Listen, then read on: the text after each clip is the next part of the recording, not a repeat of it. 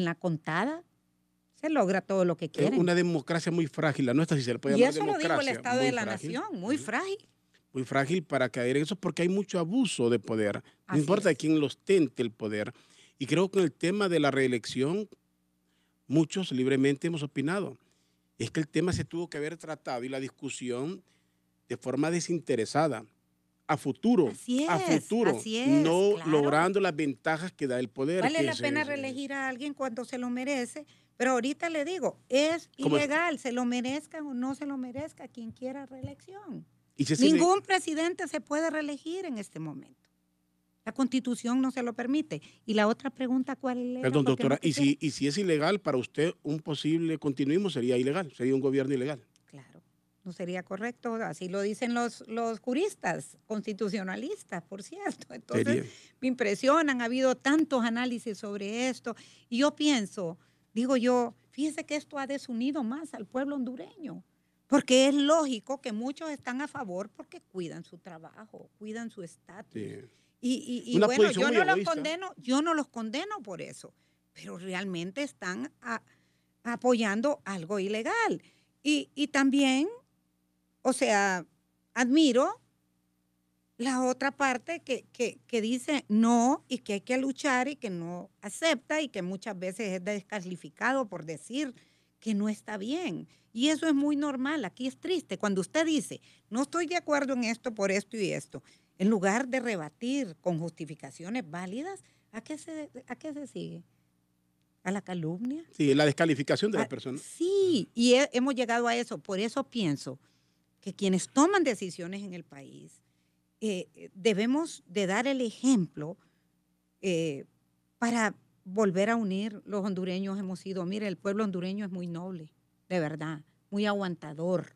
Sí. Pero sí estamos viviendo momentos y no hay que aumentar. Yo en algún momento, y hablando de que, ¿por qué hasta ahora? No, cuando empezaron a hablar de reelección, yo en los programas en los que me han invitado, incluso le dije, señor presidente, él aún no había decidido, ¿verdad? Decía él que no se iba a reelegir. O no lo había aceptado públicamente. No lo había aceptado, empezaban y era su partido que lo estaba... La estrategia era callar en aquel momento. Entonces, yo le dije, señor presidente, no hay que dividir más al país. Esto nos va a dividir más. Mejor ponga a alguien más. Hace poco se mencionaba que su esposa podría ser la candidata. Y dije yo, ay, qué bueno, no importa quién ponga, su esposa o quien sea, pero alguien que pueda, que sea legal. Ese es, o sea, mi objetivo no es dividir más, ni hacer más conflictos, ni insultar. Es simplemente, bueno, yo tengo derecho como ciudadana a expresar lo que yo pienso y en lo que yo creo. Y eso no debería de ser un problema para nadie. Entonces, ¿qué es lo que espera uno? No espera represalias.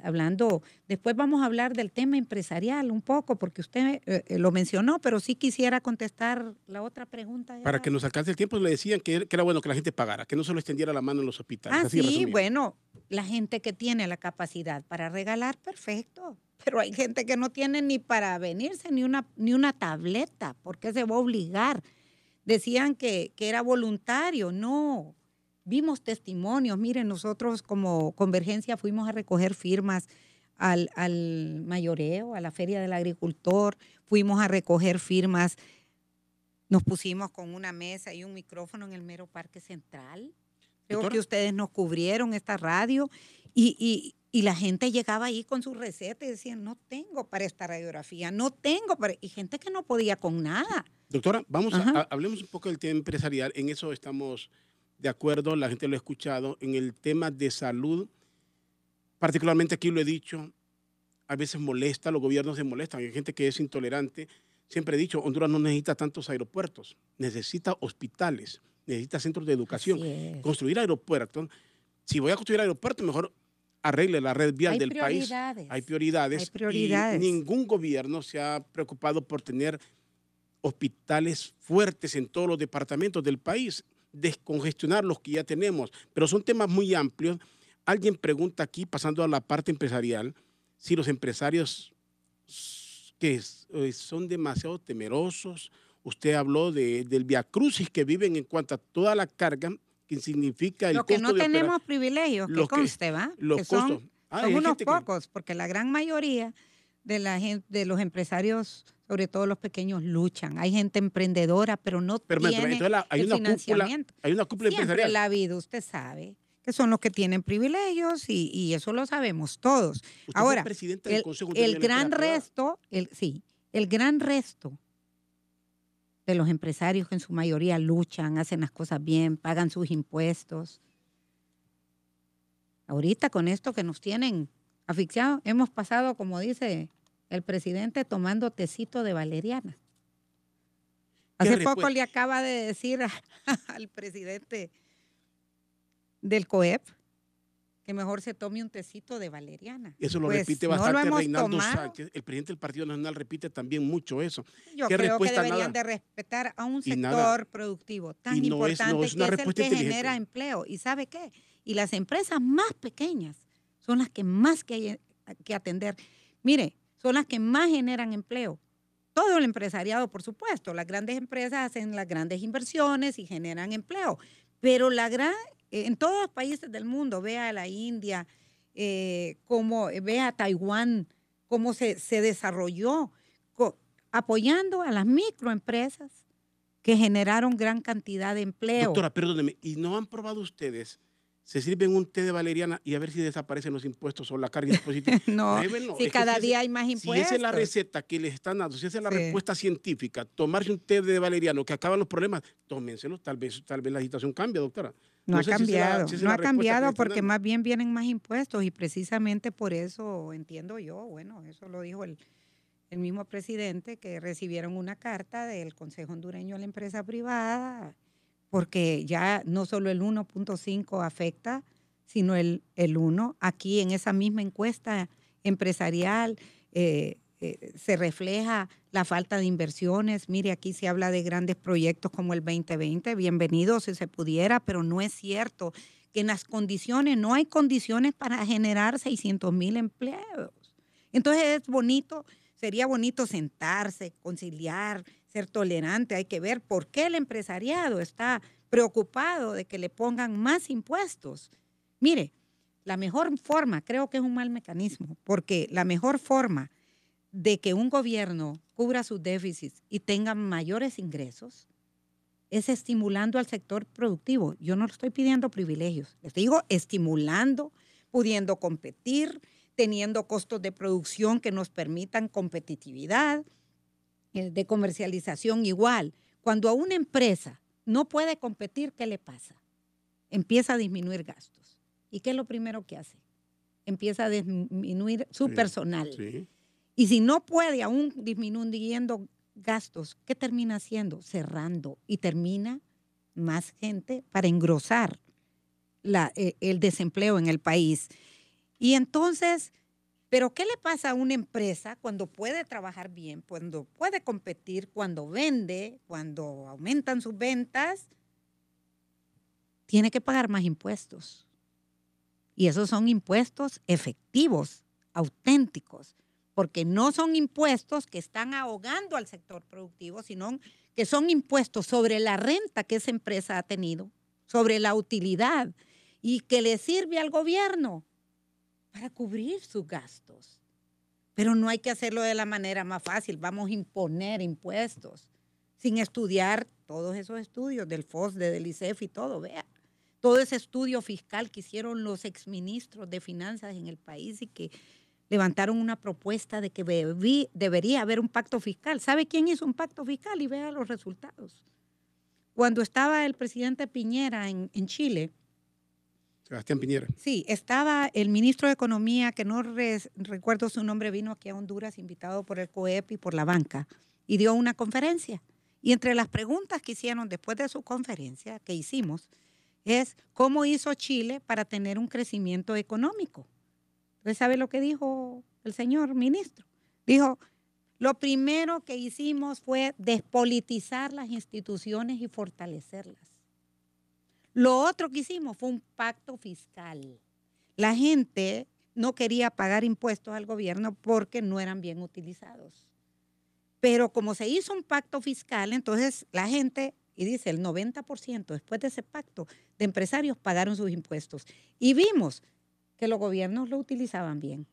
Entonces, cuando el sector productivo está fortalecido, hay crecimiento también, se genera empleo, fíjese bien. La gente con ese empleo tiene cómo pagar su canasta básica y cómo mandar sus niños a la escuela. Y lo otro, lo de salud, tiene que proporcionarlo. Mire, el salario mínimo en nuestro país, ¿por qué cree que no alcanza? Y aunque lo sigamos subiendo, nunca va a alcanzar. Porque genera inflación. Pero ¿sabe qué? ¿Sabe cómo alcanzar a un salario mínimo? Está bien, auméntenlo en base al estudio que se haga en el Banco Central o donde sea. Pero si hubiese buenos servicios de salud y educación, si la gente no tuviera que cubrir la educación de sus hijos porque siente que los quiere tener mejor en una escuela privada, porque siente que la escuela pública, aunque cumplen los tantos días, no es la educación de calidad. Y eso lo han dicho otros estudios aquí también. O sea, esto no lo digo yo, ni me lo estoy inventando, ni quiero simplemente criticar de mala manera. Si tuvieran salud, entonces ya ese dinerito que ahora gastan en salud y educación, si hubieran esos servicios y estuvieran asegurados, la gente le alcanzaría un poco más su sueldo.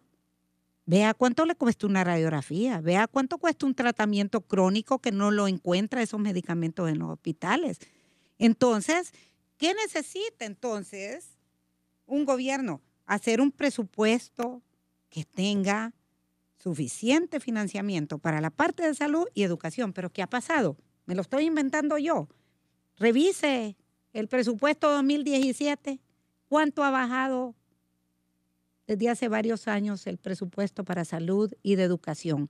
¿Cuánto ha bajado el presupuesto incluso, dicen, para la investigación, para la fiscalía? ¿Y en qué ha subido? Para la defensa y seguridad. Y todavía nos hace falta mucho. Y el pueblo se ha tenido que sacrificar mucho en este tema de seguridad y los empresarios también. Sí, doctora, es que eso que está diciendo la doctora, y aclaro aquí porque una persona dice que es que a mí me molesta todo lo que dice el presidente. Cuando yo hablo del té, es que no es una respuesta, me van a disculpar, no se trata de estar en contra de algo. Yo no soy empresario, la doctora Juliet Handal sí lo es, fue presidenta del COEP. Lo de los impuestos a los empresarios y todo lo que estamos viendo, ahí está. Eso no es un invento. La pregunta es, ¿esos impuestos son justos o son injustos? ¿Esos impuestos son para alimentar el gasto del gobierno o es para la producción? ¿Está siendo justo el gobierno con eso, sí o no? Eso lo tienen que decir los empresarios. Pero no me voy a molestar porque alguien me critique por decir que le tomen la palabra al presidente y tómense un té. Porque si a mí me dicen, mire, su problema, tómese un té. Si yo sé que tomándome un té se me acaban los problemas, me lo tomo inmediatamente. Me lo tomo. Si esta es la salida, tomarse un té, pues le digo, tómenle la palabra al presidente, tómense un té y tal vez estos problemas se acaban. Hay que ver esto más allá de la óptica política. Para que el país funcione, tiene que funcionar todo. Si el empresario no puede trabajar, no habrá trabajo en el país. No habrá dinero. El gobierno no es el mejor empleador. El gobierno debería ser un administrador exclusivamente y no es el mejor administrador. Lo ideal es que el sector privado absorbiera todos esos trabajos. Sí, usted bien lo dice, los gobiernos no pueden absorber todo el trabajo, toda la necesidad de trabajo que hay en el país. Por eso es importante tener un sector productivo fuerte, dinámico, que pueda absorber y que haya trabajo en el sector privado. Si usted ha visto, más bien, aún con toda la disminución que ha habido en el gobierno, porque se han dado cuenta y el Fondo Monetario les ha dicho que tienen que disminuir la carga salarial y han tenido que despedir. ¿Cuánta gente no despidieron ayúdenme en esto, doctora, disculpe. En diferentes ministerios, pues? Me dicen aquí, interesante, de los empresarios que hablan es porque pagan impuestos, la energía eléctrica, y no hay forma que el gobierno los extorsione. Lastimosamente, muchos empresarios son cómplices de la misma corrupción. Tiene toda la razón, siempre hay excepciones en todo. Hay quienes de verdad usted dice que hay una clase empresarial que sí tiene mucho privilegio en el país. Bueno, no es una clase, podríamos decir, tal vez personas que siempre se cuelan con los gobiernos de turno, no importa de qué color sean. y siempre quedan bien y eso no es lo ideal. Yo creo que debe haber mucha equidad en estos temas. No pueden haber privilegios, no pueden haber privilegios a unos sectores que no pagan los impuestos que otros sectores sí pagamos. O sea, esto no puede ser. ¿Qué opina del RAP? Y los impuestos, como le decía, los impuestos es el mecanismo de crear más impuestos no es el ideal, porque eso lo que hace es más estrangular más al sector productivo. Más bien, el sector productivo va a pagar los impuestos que les corresponde, que son auténticos a su actividad, a su ganancia, y eso le puede servir al gobierno, más que estrangularlos con impuestos. Mire, a veces cuando hay más impuestos hay mayor evasión, y siempre los que no les gusta pagar impuestos no lo van a pagar, se buscan las maneras y se buscan las protecciones. Eso es una realidad con la que hemos vivido no de ahora, de toda la vida. ¿Qué me decía del RAP? Alguien le pregunta aquí qué opina del RAP. Bueno, me parece una institución que yo recuerdo cuando estaba en el COEP, teníamos un representante en el RAP y nuestras aportaciones pues era de tremendas. Yo sé que hasta tienen excedentes y los han repartido. Ha sido una institución bien fuerte. En algún momento decían que iban a tomar dinero del RAP para otras cosas y eso no es correcto. Es como cuando que decían que iban a tomar dinero, fondos, el gobierno de parte del Instituto de Previsión Militar, y creo que los señores de la institución armada pues se opusieron y con toda razón. Yo creo que esos dineros como el instituto, los fondos de previsión, invalidez y muerte son otros intocables y no sé qué ha pasado con eso. Pero eso es de los trabajadores. Ese dinero es de los trabajadores que han cotizado al RAP. Doctora, si le pregunto, ¿cómo ve Honduras en los próximos años? ¿Cómo miran el año 2018, después de las elecciones? Bueno, depende de los resultados, porque, bueno, cuando usted ve los planes de gobierno de los candidatos de la oposición, El Salvador, don Luis Zelaya, vemos que le dan importancia al tema de institucionalidad, que hay que rescatarla. Esa institucionalidad que los estudios dicen que está muy frágil y que nosotros también los hondureños hemos perdido la confianza en ellos. Eso hay que trabajar, así como hizo Chile y todo. Es lo primero que se tiene que hacer, fortalecer las instituciones, despolitizarlas, que los poderes del Estado sean independientes y cada uno cumpla con su función y que se respeten unos a otros, que haya respeto a los sectores, al pueblo sobre todo, aún con las declaraciones que se dan. Yo creo que si eso no sucede, difícilmente vamos a mejorar. Fíjese que el país está endeudado en más de 10,000 millones de dólares.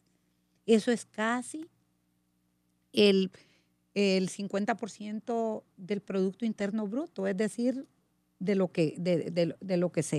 la producción. Según los economistas, eso es grave. Se habla en estudios que cada niño que nace está endeudado en no sé cuántos miles ya desde ahorita. Esa calificación que nos dieron, qué bueno que subamos un peldaño, si eso es bueno, pero esas calificaciones de Standard & Poor's y eso, ¿qué es lo que nos permite? Endeudarnos más. Y necesitamos endeudarnos, sobre todo en el último año de gobierno. Yo creo que debería de pasarse una ley en el Congreso para que no se aprueben endeudamientos mayores en el último año, porque se duda de ellos, pues. Y una cosa es lo que se califique, que si es bueno para Honduras es bueno, pero a nadie le va a alegrar si no siente que esos beneficios o que esa mejora llega a su hogar. Bueno, del ciudadano común. El ciudadano común que le digan que el país va bien, que la inversión, que hay trabajo, que ya hay dinero, pero si no lo tiene en su hogar, si no tiene trabajo. Lo está describiendo muy sencilla, o sea, muy bien. Sí, y es que aquí no hay todo nada ese bueno. endeudamiento, ¿a dónde ha llegado? ¿En qué ha mejorado la calidad de la vida de la gente? ¿En qué ha mejorado el empleo? Si hay desempleo, si ahora usted ve que todos, hasta gente universitaria, le dicen, mire, aunque sea, tiene una oportunidad, aunque sea de chofer, de conductor, de lo que sea, pero necesito trabajar. Renuncia a su sueño de vida, logró una profesión, pero no puede trabajar en ella. Doctora, se me terminó el tiempo. Quiero agradecerle que nos haya acompañado aquí en Doble Vía y espero volvamos a dialogar. Hay que reflexionar. Los temas del país siempre hay que verlos como país, no hay que verlos con una óptica política. Cuando se hace una crítica, y ese es el problema cuando el presidente es candidato, que cuando uno señala algo del gobierno, creen que se ataca al candidato. En el gobierno hay un serio problema, que cuando usted habla de la reelección, asumen que usted es enemigo del gobierno. Una cosa es el gobierno, hay cosas que el gobierno hace que son correctas, que las podemos aplaudir de las cosas que hace el gobierno. Otra cosa es el candidato, otra cosa es la ley. Hay que ver eso, el respeto a la Constitución, la forma de la reelección, eso es muy distinto. Si alguien, por su interés o por su simpatía, no lo quiere ver, es un problema de cada quien. Pero hay que separar, y eso lo debe hacer el mismo gobierno. Separen las opiniones y las críticas al gobierno a las del candidato, porque esa candidatura se formó bajo una polémica que no se ha acabado en el país. Gracias, doctora Juliet Canda, por acompañarnos. Muchísimas gracias y pues que Dios nos acompañe y que ilumine a nuestro pueblo y que hay que cuidar ese voto y yo creo que es legítimo que lo pidamos. Yo creo que hay que cuidar el voto y que cuente ese voto y que sea los resultados sean reales y auténticos de la voluntad del pueblo hondureño. Y que ese voto hay que utilizarlo, hay que elegir, no solo hay que votar, hay que saber, hay que elegir, agarre esa papeleta y elija. Que no elijan por usted. Cuando a usted le dicen, y no con una línea que decían que cuando eso es usted le dicen, agarre esto y si usted tiene que votar así, no, ya alguien votó por usted, ya eligieron por usted, usted no votó. Bueno, gracias a todos por sintonizarnos aquí en Doble Vía. Mi viajar por